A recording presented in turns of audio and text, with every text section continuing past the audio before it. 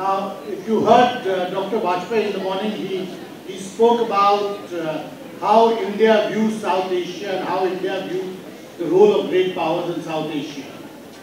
And he had said that we like keeping everyone out. Actually, that was the kernel of our policy for a very long period of time. And to some extent, it still underwrites and informs our thinking on our neighborhood and extended neighborhood, that how do you keep great powers out? Because our view is, if outside powers come in, they power all kinds of conflicts. They mean that your attention is distracted from your main priority, which is national development. So keeping great powers out is was a well understood, totally well internalized policy of anyone who had something to do with foreign and security and strategic policy. Now we have to jettison that approach, because the question is not so much of keeping great powers out, but how do you deal with the great power within? And that great power really is China, which is not foreign to South Asia. It's very much integrally linked with it. And many of our smaller neighbors feel that the best way to balance a country like India is to bring a power from outside in. So the real challenge is different.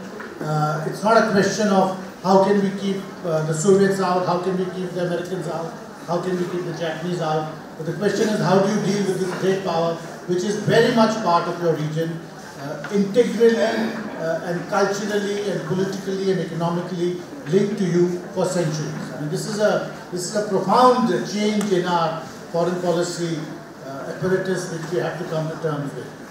So I'll ask Dr. Prabhakar to speak on this subject, and then we'll move on to the other speakers, and I'll speak for a minute or two before each of them.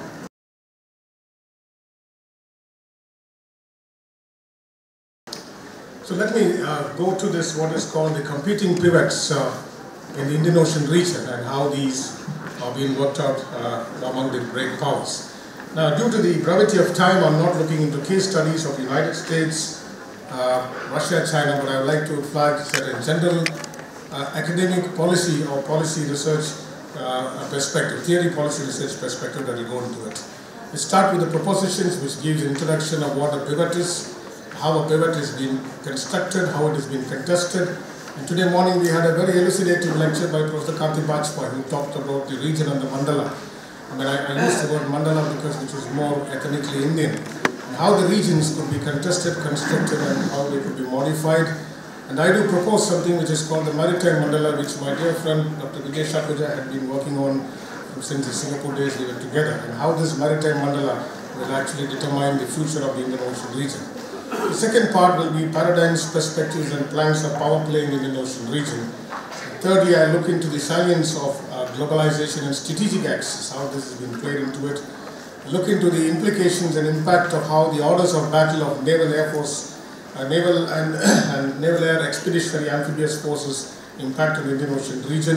And then we see how island states, they play an important role, because island states are what you call the unsinkable aircraft carriers. And then finally, I would like to flag the India-centric net assessment, which is what ICWA would be interested in. This is a borrowed map from the web. I think this is to just give you a kind of an idea of what the Indian Ocean is. If you look at the Indian Ocean today, we find that Indian Ocean is laced with great power, competitive dynamics, and we have a maritime global interdependence, very well elucidated by Professor Vajpayee. And also today we have what is called a competing strategic axis that is coming into the region there. And as a result, what we find today is this axis rivalry is building up of competitive infrastructure, and this competitive infrastructure is actually giving the net gain of connectivity there. Secondly, this competitive strategic axis is actually leading to what we could call new deployments of naval and air expeditionary and amphibious forces in the region. I think the domain power in the Indian Ocean region is the US naval power in what is called the DG-ICWA Naval Support Facility. We have something called Djibouti, which is called as a multinational cake of what we would call different powers accessing into it. We have Dukum, which has been also a multinational base that comes into the region there. Thirdly, we find that the entire region is being dotted with what we could call the lily pads. The lily pads is a military term that is used by the Navy, which are actually forward operating bases there. Interestingly, trade interdependence is intertwined with a competitive regional access build-up, And therefore, this kind of alliance actually leads to what we could call as the pivots. I mean, let me define what is a pivot actually. A pivot is a kind of an alliance, a pivot is a kind of an arrangement, a pivot is a kind of a convergence of interests, wherein I think competitive powers build what is called dual purpose civilian strategic port infrastructure. And therefore, this is how we find that the power play in the Indian Ocean region is being done. Existing naval facilities have been ramped into what is called operation multiplier effects, so that theater-wide power projection is being done. And a good example is the conventional global prompt strike, which the United States has deployed in the NSF de Garcia there. And these pivots are actually what I would call the complex interplay of connectivity corridors, and they are based on maritime trade and they catalyze access actually there. So as I said, pivots are nothing but alliances. They are alliances of convergence, alliance of expediency, and there is a lot of coalition building that goes into that there. And if you look at Indian Ocean from civilizations to contemporary perspectives, we find that there is an eclectic blend of cultures, ideas, transmissions, and voyages. Prominent among them has been the Chola naval expedition and the Ming voyages, which was India's Act-East policy in what we would call the 11th century, and the China's Look-West policy of the Ming Navy of Zheng Ho, which came down here into it. And when we look into region, which is what Professor Kanti Bajpai again reiterated this morning, and I borrow it from Barry Boulson and Noel Weaver of what he called as regions and powers, we can introduce a particular concept which is called the Maritime Regional Security Complex, because the Indian Ocean is a large maritime domain. And if we bring in an Indian quintessence of understanding what is called the Mandala theory, we can introduce the term Maritime Mandala, of which I did the citation for Dr. Vijay Shakuja in the beginning there. Therefore, when you take an MRSC, the Maritime Regional Security Complex, it is a sum total of what we would call as traditional, non-traditional, transnational, economic, security, social, cultural, governance aspects which has been wound in a particular region there. MRSC, the Maritime Regional Security Complex, basically looks into littoral powers, it looks into the extended region, it also looks into what we could call as the aspect of governance. And it was well reiterated today that the importance of a rules-based governance will actually augur well for the stability of the region there. A second aspect that I would like to mention here is what we would call the power transition shift or the power shift, which Organsky, Kugler and Tannen have been writing this for quite some time. And if you take the power transition as a theory policy literature, we find that the Indian Ocean region is also a region wherein a power transition is being taking place. We have an assertive China rise, we have a decline of the US, an advertised decline of the US hegemonic power. There's an emergence of a normal Japan, an aspirational power of India that constitutes this perspective there. And if you take the power transition, power shift in the context, it actually has a potential of stoking a hegemonic war, because we find that all the Asian powers are not only in terms of rapid economic expansion and interdependence, but also in terms of military expenditures there. The third paradigm, which actually contributes to the aspect, is regional stability, which is an imperative, because as you see in what is called the post-globalization period, we have a slew of conflicts all the way from the Gulf of Aden to Bab el-Mandab state to the South China Sea region there.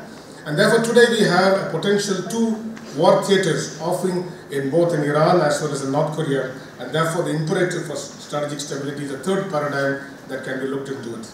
Therefore, when we look into the planks of power play, we find today the US is coming back with an Asian reassurance program, initiatives like Quad, the US pivot that has been talked, which is now being repackaged, the US rebalance, which has also been talked in 2011, is again repackaged.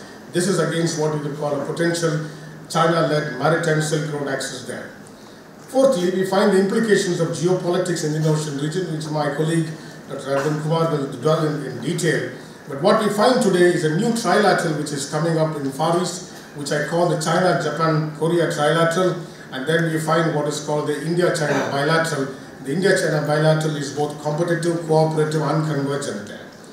And therefore, we have the fifth aspect that comes into the Indian Ocean region, which is again pointed out in the morning by Professor Kanti Bajpai, is the whole issue of Indian Ocean commons, which actually depicts acute environmental transnational disasters of increasing pitch. And therefore, we find sea lane rise, eroding littorals, ocean pollution, all these are complicating issues there. Yet there is a prospective blue economy form that is there, which is the future of the Indian Ocean region states, and that augurs very well for seabed exploration of minerals, and indeed a transnational order for convergence based on maritime governance in the region there. Next, I look into the globalization and strategic axis. If you look into the globalization and strategic axis, we find that in the maritime globalization, we find economic connectivity, which is going by corridors. Again, the MSR is a good example. And today we find maritime dual-use purpose infrastructure is being built along there. And therefore, the competing pivots of the United States, China, Japan, Russia have now come in the Indian Ocean in different forms under it.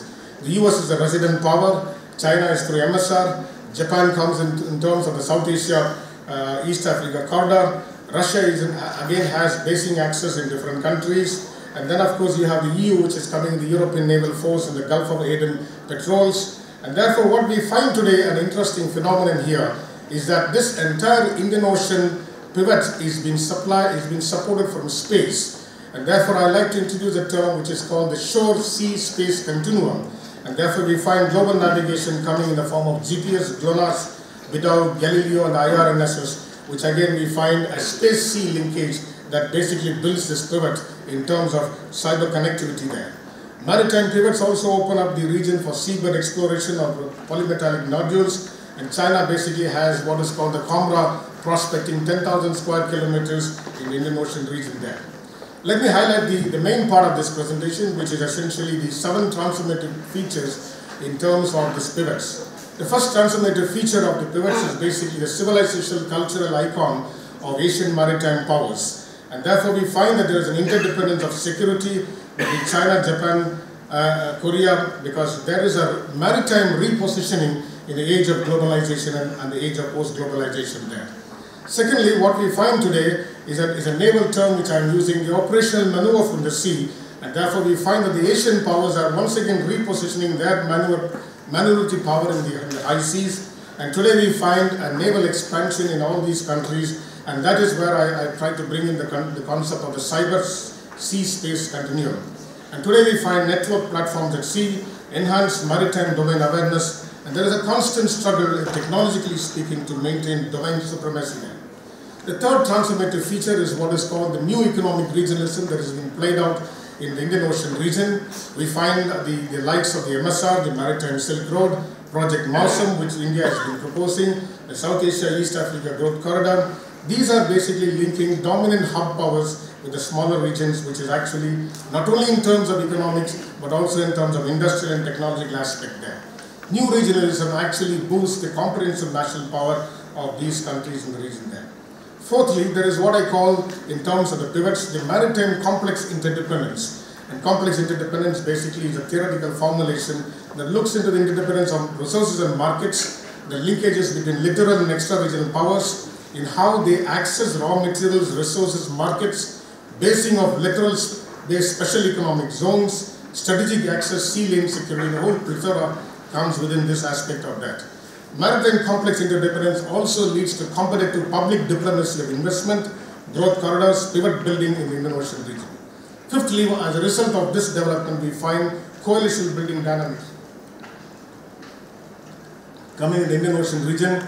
And today we find military sales, forward basing, naval-led exercises, defense diplomacy, all that has been talked in the morning there.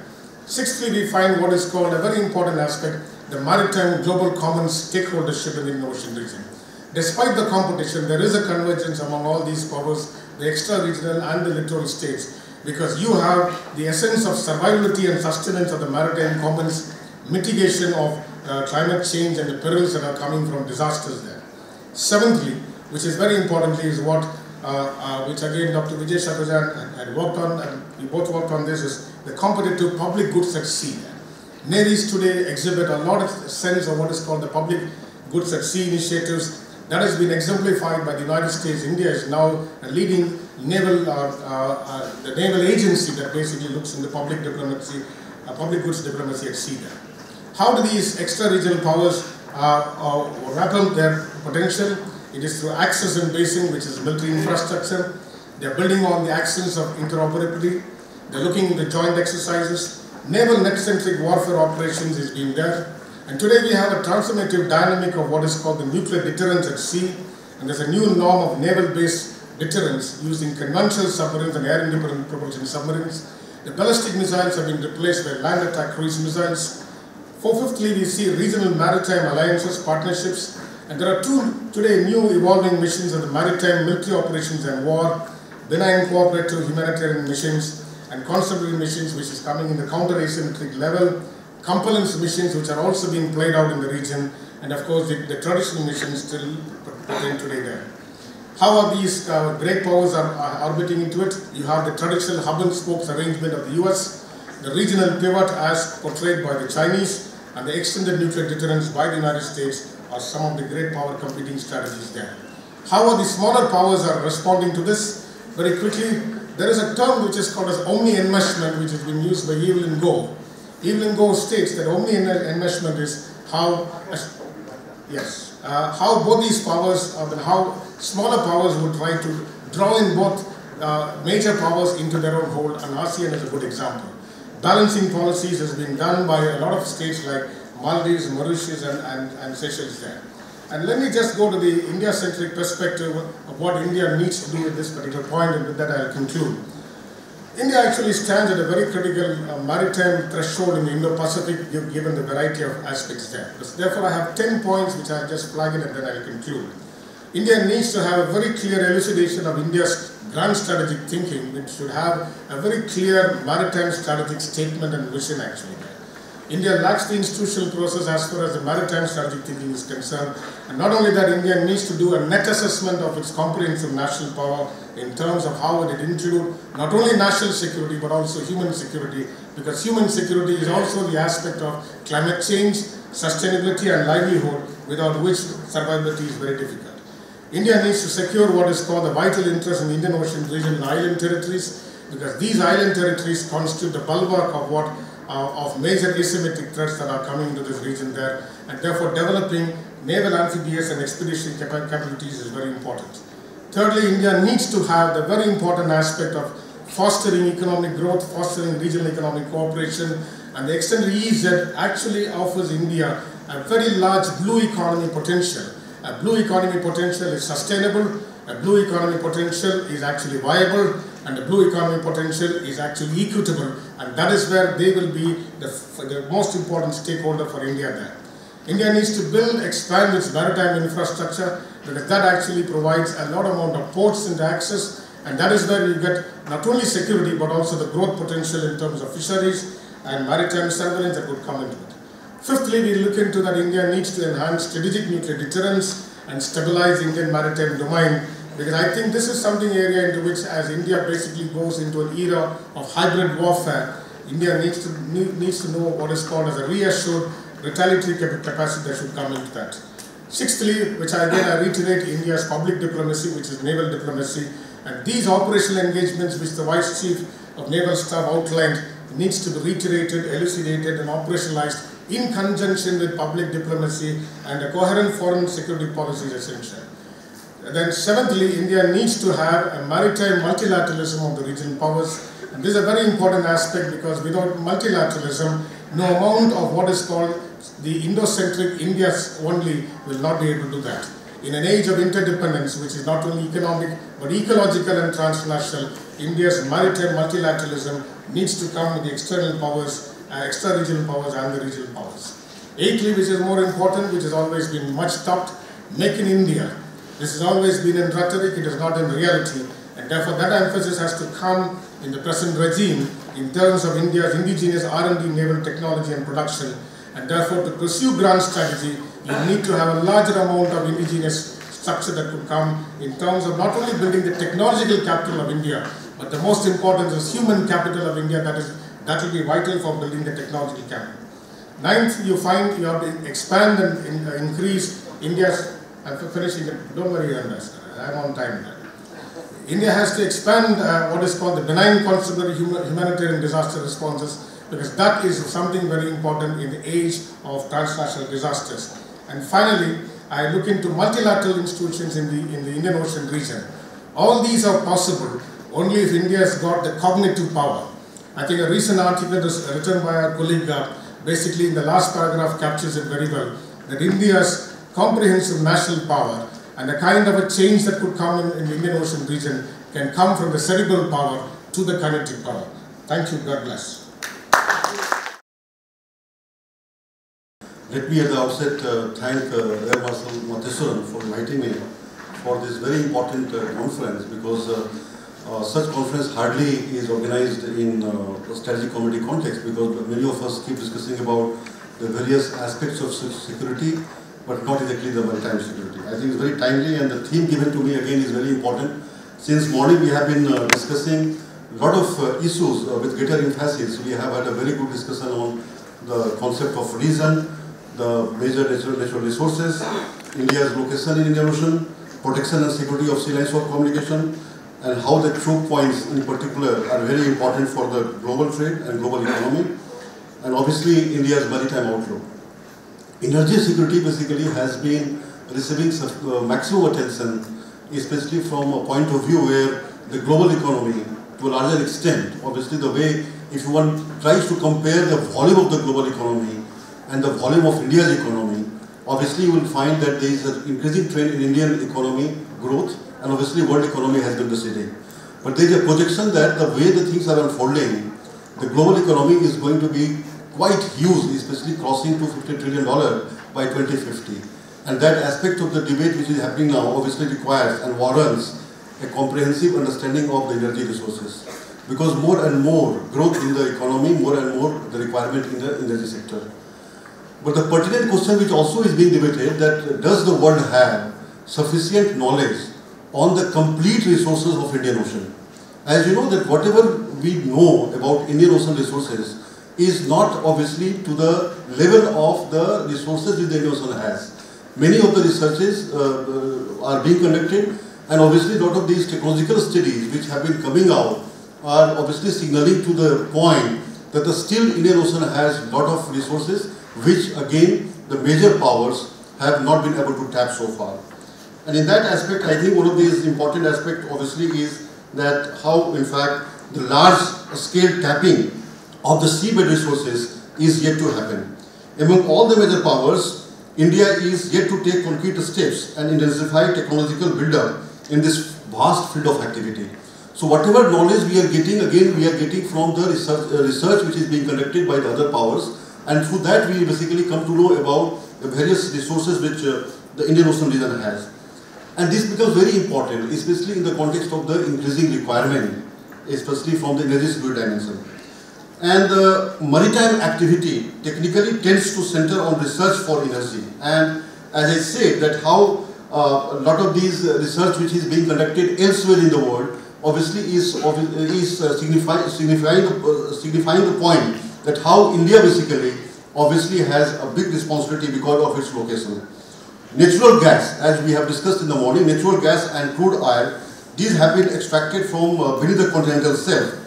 But at the same time, the potential wealth of the ocean bed is still not being realized to the level, to the expectations of the world system. And that is what one has to understand, the larger challenge, especially in terms of seeing the energy resources. It is not only that natural gas and crude oil, which again one extracts from the Indian Ocean, would be sufficient for harnessing the potential of the region, but also seeing that how best in fact there are other resources which again are needed to be tapped.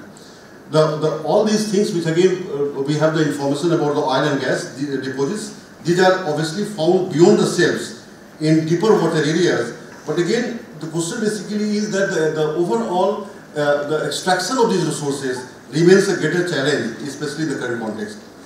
As we know that India's geographical position is very strategic, and someone had pointed out in the morning that 50% of Indian Ocean lies within 900 kilometers of Indian territory, and that is a very important and significant point, because how the whole thing becomes largely strategic, and how India's position remains very, very vital, especially in terms of owning the responsibility in protecting and securing the sea lines of communication. And we have had a discussion about that how these states of Malacca and the states of Hormuz, the major choke points, become very, very important, especially from the larger trade as well as the energy supply point of view.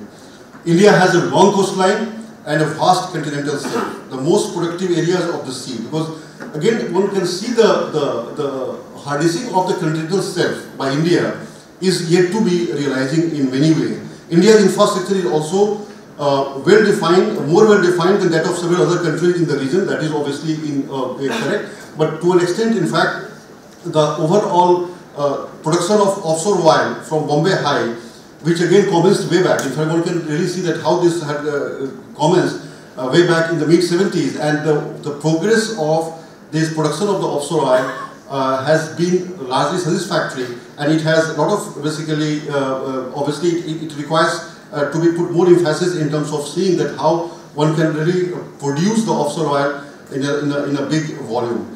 Does India have an up-to-date information on various facets of energy resources in Indo-Ocean region? This question keeps coming, this very pertinent question, especially in terms of finding out the resources, because the continental shelves, which cover about 4.2% of the total area and vary in depth, constitute a vast storehouse of natural wealth. Indian Ocean has emerged as the pivot of world affairs, and that is how the competitions, the rivalry among the major powers, and how best one can really extract maximum in terms of using those resources is becoming more and more important. The entire global energy security depends upon a stable and peaceful Indian Ocean. And in that context, ensuring the security of the Indian Ocean has been the lifeline of global energy security in general, and India's energy security in particular. The concerns for energy security, which again largely include the geopolitical rivalry and the natural threat perceptions of the supply sources and supply lines. So right now the emphasis has been put mostly on how best one can really be confident about protecting and securing the threats which are being emanating, and how the supply sources and the supply lines, these two basically are protected by India. The vital role of energy sources in the national growth planning, that again is very, very important technically, especially in terms of the emerging dynamics of geopolitics in the current context. India has all the time been dependent on the maritime supply of hydrocarbons, and that again one has to be seeing that in that supply of hydrocarbons, what exactly is the volume, and whether the volume basically has been going up, especially in terms of the requirement. The world has witnessed the spectacular rise of the Asian energy importers, and these two, as you know, we have been discussing about, these Asian energy importers have been largely in Asia largely are in China and India. And these seem to be again very, very, in fact, both the countries in particular have been trying their best to harness the potential of these resources, and these have become prime mover, especially in terms of the rise of Asian energy supplies. India's energy security depends upon the securitization of the maritime supply lines in the Indian Ocean. So again, the question of the overall securitization debate has also begun, and this has found linkages in the energy security dimension. Indian Ocean holds a vital space in the global strategic order, and India's changing energy profile. Again, as you know that India is touching to almost $3 trillion, and the projection has been made that India would be attaining somewhere between $5 trillion. Again, the energy requirement would be far too many. And one of the responsibilities which India has in terms of finding ways and mechanism to see that how best India can really emit less of carbon. So again, the overall focus of India also has to be incommensurate with the commitment which India has made in the Paris Protocol.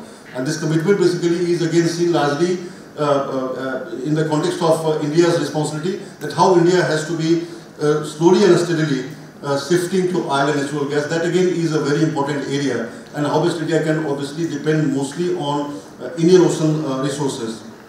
If one really reviews India Hydrocarbon Vision 2025 document, and how this again has estimated use of oil and gas in the total energy requirements at 45% for a period up to 2025. And this document again is very, very important, especially in the context of understanding that how India has to be tapping the resources of Indian Ocean energy resources, largely because of the changing structure of India's energy security constituents. Because India would like to be less dependent on the fossil fuel, especially in terms of the energy requirements, and see that how best it really focuses more on the other constituents where India can fulfill to the obligations of the Paris Protocol. Because more and more concentration of greenhouse gas in the atmosphere, more and more challenges for the climate change. So India is taking that particular part very seriously, technically in the context of, in fact, becoming a part of agenda setter. Because agenda setting, as you know, was seen becoming very complex during building of this Paris Protocol. And 2015 onwards, in fact, India has taken a very prime seat in terms of becoming an agenda setter in all the major climate change debates. So I think India is in the forefront, largely in the context of owning the responsibility that okay, it is the third largest emitter of greenhouse gas, and it accepts the responsibility and also addresses to the needs of the lessening of the concentration of greenhouse gas in the atmosphere. And the oil accounts for the second largest fuel source in India's primary energy consumption. And if you see India's indigenous production of oil, this again is 0.3% of world's total crude oil reserves. And that again is not much, especially in the context of its overall emphasis in putting more and more emphasis on this particular constituent. If you see the estimates and the projection which the International Energy Outlook has made, and that again is very interesting, right? Because it says that by 2040 AD, India and China would account for more than half of the increase in the global energy demand. And this point was made by, I think, Dr. Geo-strategies, that how that again is becoming very, very pertinent, because once the demand basically will go up, and how that again is going to be fulfilled, and how India and China will remain the prime mover of the various aspects of energy diplomacy in Indian Ocean region. The hydrocarbon vision aims at energy security for achieving self-reliance through increased indigenous production and investment in the equity oil abroad. And that issue again is a major part of debate. India certainly will remain heavily dependent on imports of crude oil and petroleum products at a huge cost. And that is what is bothering India. As you know, that recent debate that how India has really been importing 40% of crude oil from Iran, and how there is going to be a major diversion, especially because of the pressure which keeps coming from the United States.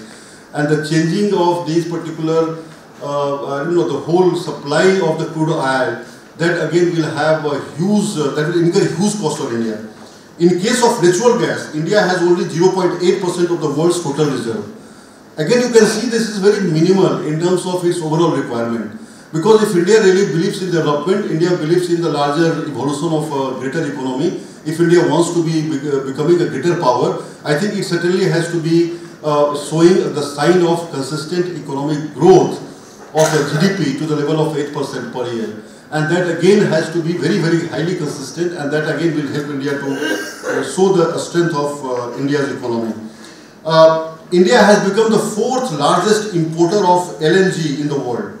And India is currently dependent on, obviously if you see the whole littorals, Indian Ocean littorals, in fact there are 24 countries in that littorals, and India really has been finding ways and mechanisms to deal with many of these countries.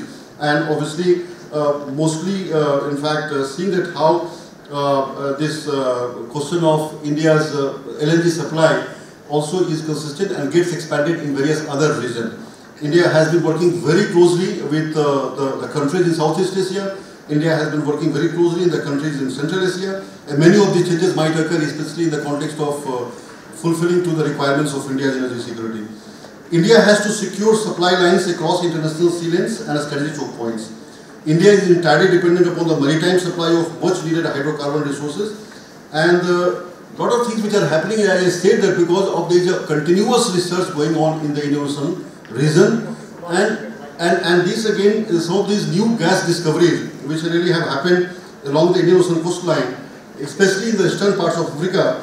This would add a greater value to the overall India's energy requirements, India's energy supply from those countries, and then again that would help India's fulfill to this demand. If you see, the whole question basically remains very important, because Indian Ocean region will have significant and important role in international relations. Whether there will be the rise of multipolar Asia or a Sino-centric Asia remains a part of the debate. The prime trade routes in the world will pass through this particular region, because obviously there is no other way by which one can change the geography, and that again will remain very, very pertinent and important. More recently, as you know, the debate which really has grown, especially as a part of the ascendancy of the Indo-Pacific region, that again has become a fulcrum of the global order, and this has further raised the interest in the Indian Ocean region as a strategic space. Almost half of global oil production is transported through the Indian Ocean sea routes, and roughly 36% of these comes from the countries in the Indian Ocean region. Nearly 80% of this crude oil passes through these three Indian Ocean straits, which again was discussed in the morning by Dr. Sakhuja, Malacca Strait, Hormuz, and then Bale Mandev Strait. And the more importantly, the protection and security of this is not obligation of a particular country. It has obviously been seen largely happening through a lot of collective exercises which is undergoing. Around 2/3 of the oil exported from the Gulf areas, this goes to the Asian market. So when you see the Asian market need is increasing, and that is how India's place in that, India's location in that, again is becoming very, very dominant. So security of the vital choke points remains the concern of all the stakeholders, including India. And Indian Ocean region will be the salient part of the overall debate in the energy supplies. And I just will take 1 minute in terms of identifying certain geopolitical challenges. And because these are very important, because of the way the things are unfolding in geopolitics, I think the aggravating political situation in the littoral states, these might have a spillover effect on the vital energy supply lines. For instance, the deteriorating situation over the South China Sea dispute might tempt Indonesia and Malaysia to close the strategic choke points of the states of Malacca. Possible shutdown of the Strait of Hormuz by a defensive Iran. I think these are some of the hypothetical scenarios. I think one of these tasks of the geopolitical analysis has been to build a hypothetical scenario, and these obviously would be completely having negative consequences for the peace and stability of Indian Ocean region. Thank you very much.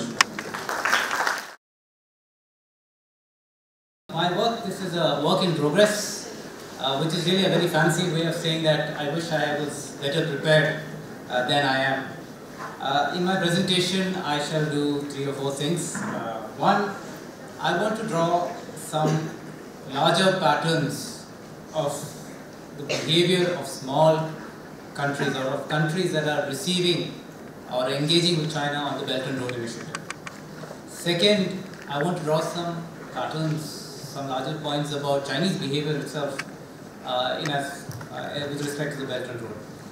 Third, I like to draw some implications for the regional order, and fourth, if I have some time, then I might offer some recommendations, some ways to think about how Indian policy might be shaped.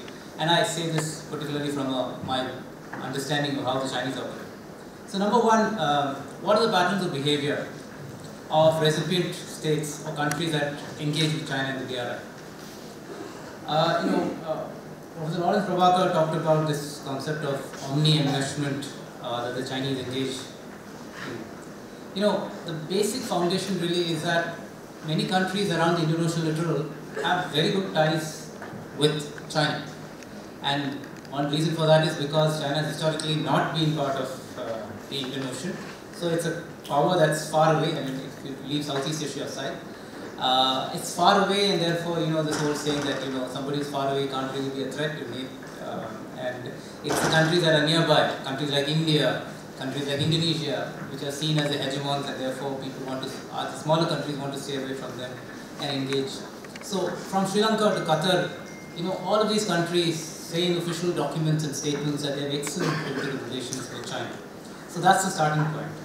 Second, there is really a lack of alternatives to China in terms of what countries want to do for their economic development. So, of course, the BRI, the most talked about aspect is infrastructure development. And there are studies within these countries that many are afraid are falling into debt traps, is that may be so, but it's not that the other countries there are any other options available. So whatever China puts in is still something of a gain to countries. So for example, let me talk about sport. Qatar is going to be hosting the Football World Cup. So if Qatar wants a new stadium built on time with the best facilities, who does it turn to? It turns to a Chinese company. Can you think of an Indian company that can build a stadium in record time?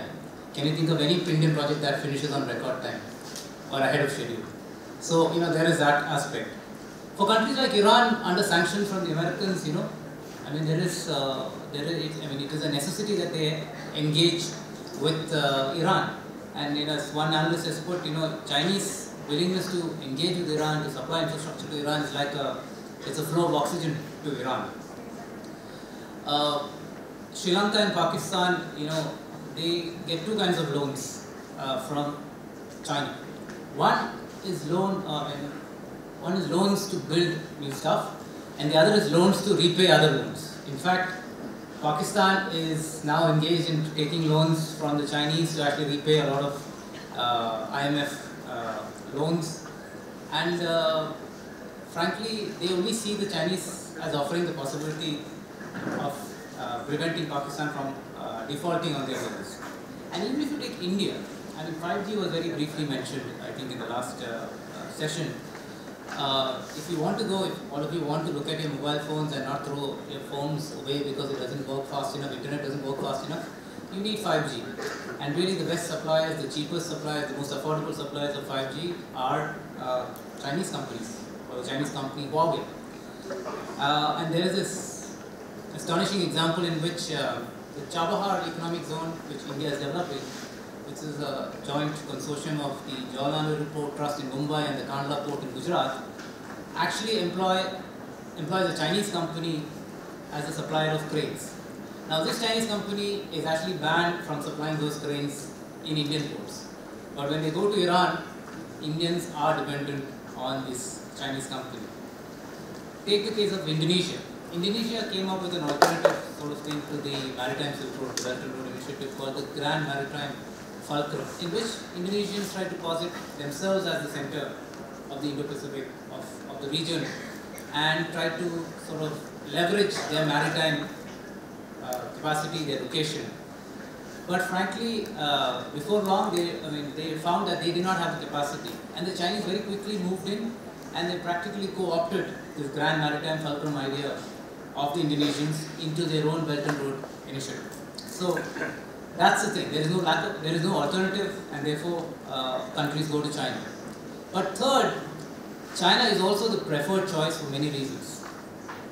As a Sri Lankan analyst actually has written, debt trap is not something that naive leaders of countries just walk into. Sometimes they choose to engage with China out of choice. I mean, you talk about Bretton Woods institutions, the IMF, the World Bank, their record of dealing with countries is not so great either. So, as this analyst says, trapping is not only about debt, and the identity of the trapper is practically only of academic interest. So they don't really care. They want money from China because they don't want money from Western institutions, and they don't want those kind of conditions. And Tanzania, the Tanzanian president has said, he doesn't want money from countries that have strange conditions, like you can't send gays to jail, as Tanzania is trying to do. But he says, by contrast, China is a true friend, and this assistance comes free of charge. So there is that actual conscious decision that countries are making to go to China. Fourth, BRI also creates additional opportunities. There's a lot of spillover. For example, one of the things is with Chinese infrastructure engagement is the rise of Chinese tourism. Countries like Sri Lanka and Maldives are heavily dependent on Chinese tourists. And Chinese tourists are high value. Basically, the only way Chinese can spend their money is to go abroad and spend, because there's very little that they can spend on inside China itself. Sri Lanka's first privately owned airline is actually opening up to 5 routes, direct routes to China. How many airline routes are there from Sri Lanka? I mean, how many this Sri Lankan company does it operate a route to Tamil Nadu, which is right across? Many countries, Singapore, the United Arab Emirates, Colombo, they all want to be hubs of Chinese business, financial, business, trade, transshipment, etc. So these are the sort of spillovers that come. Fifth, there is a Chinese model which the countries want to ape or wish to copy, because they also want to have the rate of development, the high rate of development that China has seen. So if you look at special economic zones, we have them in India as well, but also in Sri Lanka, Pakistan, many countries, Egypt, around the Indian Ocean littoral, they are all adopting the special economic zone model, which they see as having worked in China. And in Africa, there is this, many countries that have the view that it is better to get Chinese contractors into our system because they will somehow finish the job. And the Chinese government is not worried about political issues, human rights, labor rights, etc. They just are focused on getting the job done. So that Chinese model has a great deal of attractiveness in these countries. But that's not all, and that's the sixth point, which is really that the more the Chinese get involved, the more problems these small countries see. It's not as if they are not reacting to these problems. There's a great deal of criticism. And China has essentially become political football. In Maldives, we saw in the recent elections. In Sri Lanka, we've seen between the fall of Rajapaksa and the coming to power of Sirisena, for example. In Indonesia, Jokowi, the president, had a tough battle and he had a lot of tough questions to answer during the election about China. Similarly, for economic reasons again, the Sri Lankans have discovered, for example, that the airport in Hambantota has been totally useless. So how do you make it work? Now they have to turn to India. So the Airports Authority of India is actually involved in the Hambantota airport. And there's also a lot of criticism. Many of these projects don't take off the ground. Even in Pakistan, by the way, and I would encourage you all to read Pakistani press a bit more closely. You think that Pakistan only is friends with China, they have nothing bad to say about China. But if you read the Pakistani press, there's plenty of criticism of the China-Pakistan economic corridor from Pakistani analysts. So it's quite something. There's a lot of complaints about lack of jobs, etc. And I talked about this Tanzanian president who said China is a friend of choice. The Bagamoyo port, which the vice chief mentioned in the morning, it's actually been stopped because the Tanzanians do not like the conditions, and the president, as now he's saying, only mad people will accept the conditions that the Chinese are imposing. So there is a great deal of complexity within the responses of smaller countries, and so I suppose that's sort of the contrast as well. Coming to Chinese behavior. Yeah. So, I come to Padmaja's presentation in the last session about the rhetoric, the propaganda, the ability of India to try and weave historical and cultural links into current statements, current policies. But China is really the expert at it. There's a lot of rhetoric about the number of jobs being created in Sri Lanka and Pakistan, but none of the figures actually match. And China regularly tries to counter the debt trap narrative in the local media. Chinese ambassadors are frequently writing op-eds in newspapers trying to say the story from their side. And Chenghe has been mentioned. In fact, today if you look at how Chenghe is being sold as this all great explorer, great sailor, the kind of feats that Chenghe has achieved are superhuman. So there's a lot of bolstering, or shall we say, padding of the narrative, and one has to be very careful when one deals with Confucius Institutes or hear stories about Chenghe from the Chinese, because practically a lot of that is not true. Similarly, the question of the nomenclature, names and nomenclature are very important. We think Indo-Pacific is something aimed at as the Chinese, and the Chinese are very uncomfortable with it. But if you look at Chinese narratives, the Chinese are quite, there's a lot of thinking going on inside China about, hey, let's use the Indo-Pacific title or phrase to our own ends. Second, the Chinese are good at turning the screws after a certain point of time of engagement with. And you've seen how on Hambantota they managed to get the 99-year lease. Kenya, the standard gauge railway, which the Chinese promised $10 billion, they've stopped halfway because they said there's too much of corruption. They are actually interfering in Kenyan internal affairs. The Chinese are also exporting the Chinese model. So one important aspect of this model is the subnational. We always talk about India, China, Delhi, Beijing, but Chinese provinces are also getting engaged in foreign policy, foreign economic policy and so on. The other part is of course the innovation in terms of technology. The Chinese are selling Colombo Port City as a perfect display of Chinese technology on the world stage. So, and what is this perfect technology? The technology of reclamation. And there's a very nice political connect to this because when they talk about reclamation of the Colombo Port City, they also try to insert the South China Sea reclamation as well. In a way, justifying or sort of making it okay as South China Sea reclamation, even though it's illegal. They try and make a narrative around accepting it. I like to, several speakers have talked about culture and so on. So one innovation that the Chinese show is in the field of culture. And I specifically talk about archaeology. Professor Bajpai talked about how the Chinese are trying to say that we've been here before, we've been here a long time. Dr. Padma Subramanian talked about Indian interests in Cambodia and so on. Padma talked about Project Blossom. But the fact of the matter is, you know, despite Project Blossom's emphasis on archaeology and so on, there's very little money. Project Blossom has about 6 crores for it. And it's the Chinese that are actually involved in all these. And the Chinese are involved in Jaffna, archaeological digs in Jaffna, right across for you guys. The Chinese are involved in archaeological digs in Saudi Arabia, right opposite this Ain Sukna site that was mentioned in the morning, where Indian artifacts have been found. And by the way, the Chinese are also in Ain Sukna as developing a special economic zone. So, if you look at, I mean, we talk about culture and cultural links versus the Chinese on the ground that's trying to actually solidify these cultural links.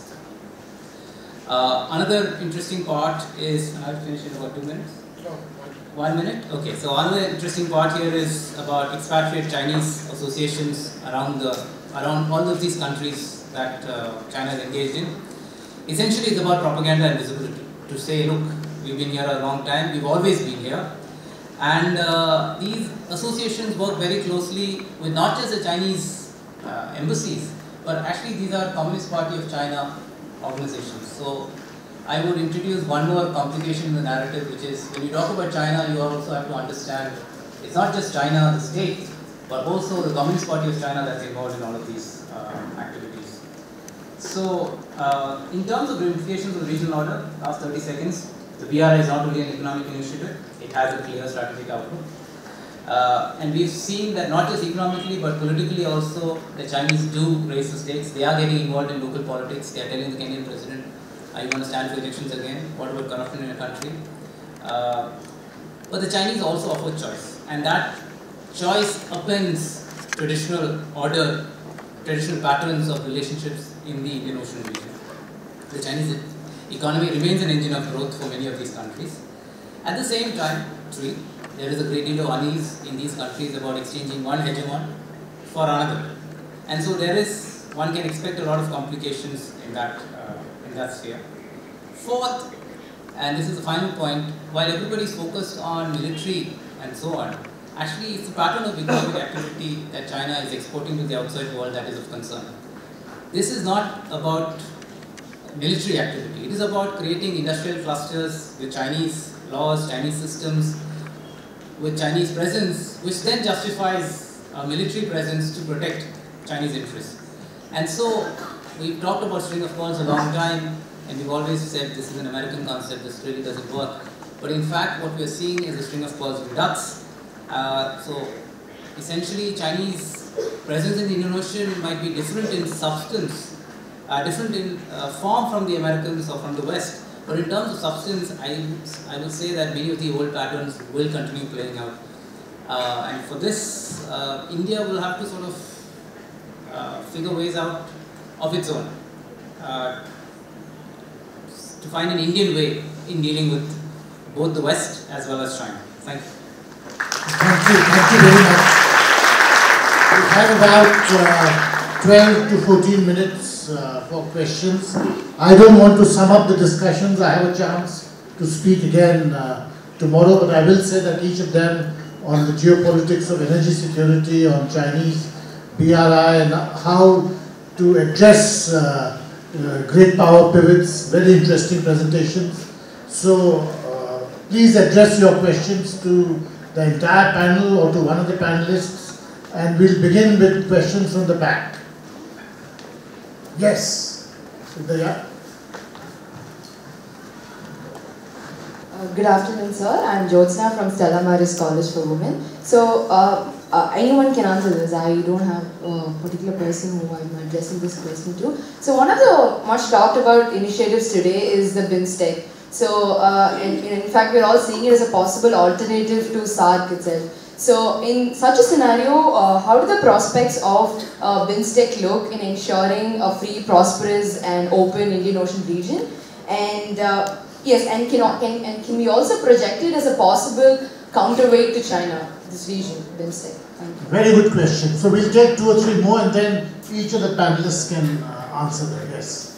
I have 2 questions. One, I would like to elicit response from Ambassador TC Raghavan, the author of People's Next Door.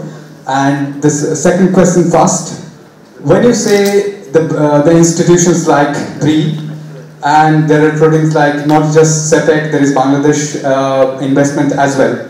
So once we have seen like Bretton Woods twins, IMF and World Bank, they dominated the dollar hegemony, they have gained loan, and we have seen how the people are struggling to pay that loan. Will China ultimately say, World Bank Amar Rahe? If you don't follow Hindi, I would like to say, will it, would it? What's the second question? Yeah, the first question to you. I heard from my sources, I don't know whether you will publicly tell me, but I'd like to loiter with due interest. Sir, I heard after 10 years, it took our permanent representative at the UN, and China got a deal. Modi is definitely a good deal maker, but Syed Akbaruddin, who made it finally with Beijing, we got Masood Azhar tagged as a global terrorist.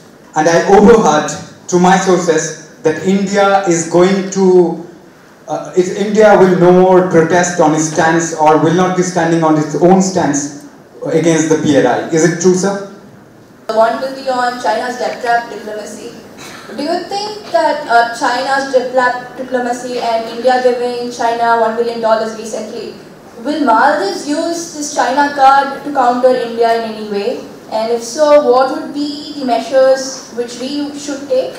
And the second question would be, 100 years ago, America had this, the American dream, which had a lot of good advantage. Do you think it's time we should have an Indian dream? Because as Sir said, Make in India, we do have a brain drain theory going on wherein brilliant minds are being exported to other countries. And how do we retain them? And good question. I have a couple of questions. My first question is to Dr. Prabhakar.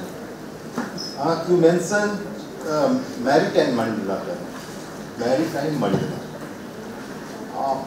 Please elaborate what is this? I'm not clear. And second, changing the name will change the fate of the region? Second question to Dr. Jabin. Do you think there is any prospect of China-India maritime cooperation on vital issues in coming years? We have two maritime dialogues between India and China have been held. I think there will be cooperation on some small issues, some issues which is in periphery. Do you think both countries will go for cooperation on vital security issues in coming years, in 10 years, 15 years? Okay, so I'll invite each of the panelists to begin with Dr. Prabhakar. I'll start with Dr. Kumar. You asked about the mandala and the maritime mandala. Maritime mandala is an improvisation of a term. It's not patented exactly, but it's a work in progress. Nothing to do with the government of India or the MEA. I use the term maritime mandala in two constructions. One is a construction of regions and powers.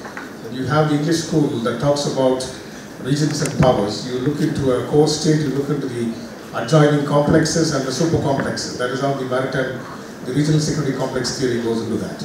And therefore, when you look at Indian Ocean, which takes a huge chunk of the entire region, the mandala is also being taken not only the continental geopolitics, but also the maritime geopolitics.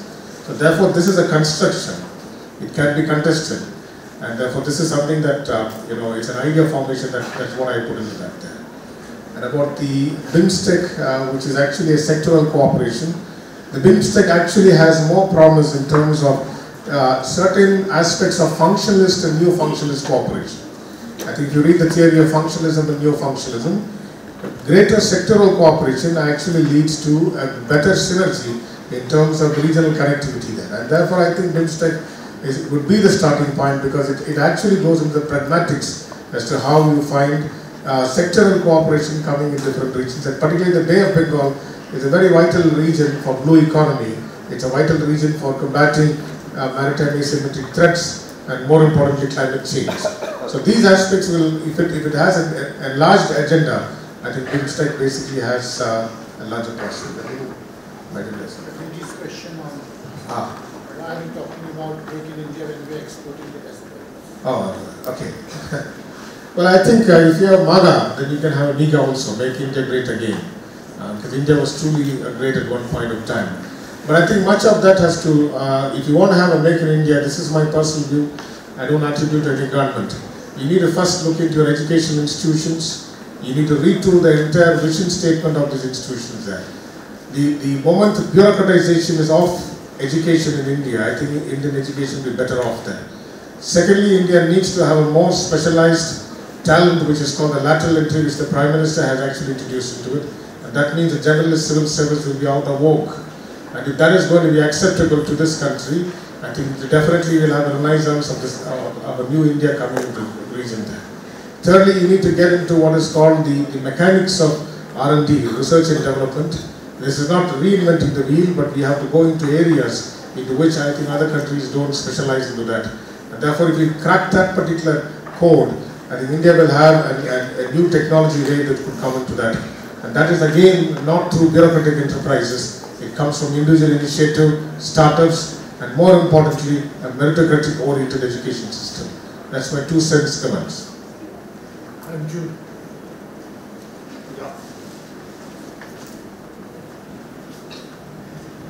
I will speak on BIMSTEC. I think BIMSTEC is being reinvigorated because of India's neighborhood first policy. BIMSTEC is nothing new. It was established way back in 1997.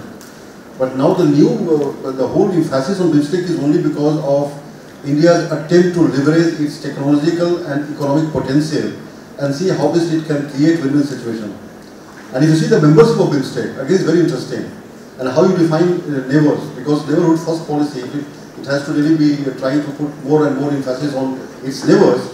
BIMSTEC obviously is minus Maldives, Pakistan, Afghanistan, and it adds to Myanmar and Thailand. And that again is a very interesting composition. Because again, it's a Bay of Bengal, initiative for multi-sectoral technical and economic cooperation. So it's a very interesting debate is happening now that how best India can create win-win situation, how best India can leverage its technological and economic potential, and obviously sees that India obviously has certain clout in the region. This is what is the whole idea.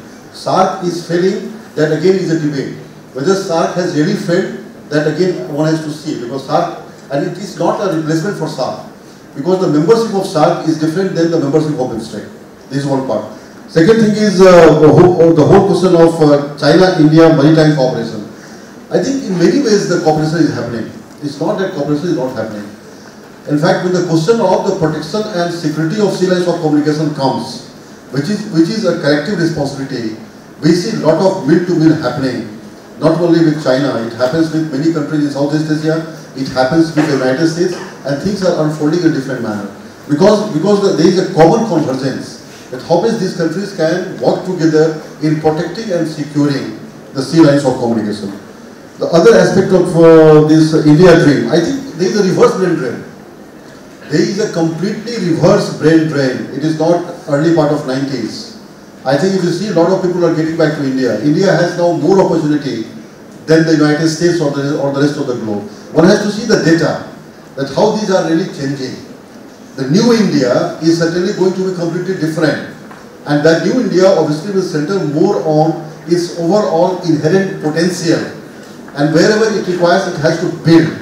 Make in India is nothing but how best India progresses towards making its strengthen in the field of manufacturing sector. How best it can attract foreign direct investment. A lot of things are happening. It's not that, it's very slow and steady. It looks, see, unless or until one really visualizes that how intangible can get culminated tangible, then only we can see the result. I think we have to wait. I think next 10 years, India will be certainly a different India. On beer, I think you should Just very quickly on BIMSTEC, I think one of the problems with BIMSTEC is that many of the partner countries actually want China in. Our record has not been so great, and so China is seen as alternative. Plus, we don't really have the capacity also. So on, will Maldives use the China card?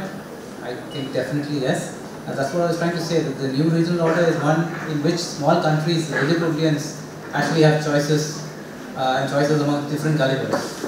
So it definitely will. I mean, I don't think we should live under the assumption that we can always control what's going on. The Make in India, I think. Yeah, I'm sorry. Yeah, so the China debt trap. Look, I think this is something. I mean, this is the second BRI forum that took place recently in April. I think the Chinese have also exhibited a great deal of learning. They are also talking about spreading risks, multilateralizing risks. They have a new debt sustainability program. So it's not any of that criticism that India has made. The Chinese have actually paid very close attention to it. I mean, I'm not about to say that a leopard is about to change its spots, but the Chinese will learn and improve and make things a little better, and therefore, offer countries still the possibility that they want to do this with China. But I also want to talk about, Make in India, and this is a lesson that maybe we need to learn from the Chinese. I don't believe that the solution to this problem of Make in India is just opening up to FDI and so on, but to strengthen our national champions, the public sector units. This is what the Chinese do. They have blocked foreign companies essentially and developed their own public sector units into national champions, and now they are forcing them to go global. Unless we are able to create a structure, an incentive structure in which our PSUs will not only work nationally but also compete globally, we are in no way going to be able to compete with the Chinese. And maritime cooperation, I think, look, I'm not a big fan of India-China maritime cooperation. I mean, what is the commonality of interest? Also, this hand-in-hand anti-terror exercises, I think, is rubbish. We do not have a common point of view or a common definition of terrorism, and all these low-hanging fruit, these tamashas that we have with China, they are not going to be helpful. It doesn't help. We are only playing into the Chinese narrative, helping support the Chinese propaganda of them as a normal, law-abiding state, which they are not. And India sort of going along with this actually helps the Chinese build a narrative with the smaller countries. Alright, they say, if India can cooperate with the Chinese, why not us? So I think we have to be very, very careful about what we cooperate with the Chinese on. The Chinese narrative is about I, me, myself, and that's period. Alright, so let's not be in confusion there. Thank you very much. On your question about whether there was a deal, whether there was a with the Chinese on BRI versus Masood Azhar, there was no deal. There won't be a deal of this kind, and it doesn't happen like that in the real world. What meant 10 years after? Why after 10 years? Yeah. We'll talk about it tomorrow when I speak. The second point, apart from thanking all my co-panelists, I think there's sometimes a view that there's something malafide in your neighbors playing the China card. I think we should have that approach. I mean, India in its foreign policy has played every balancing card in the book for a very long period of time and continues to do so. It is entirely reasonable that your neighbors will also use whatever cards they can get their holds on. So it's not malafide. This is the way business is conducted in the real world, and I'm sure in the rest of the sessions we'll have more opportunities to talk about this. Thank you very much, and thank you very much again, parents.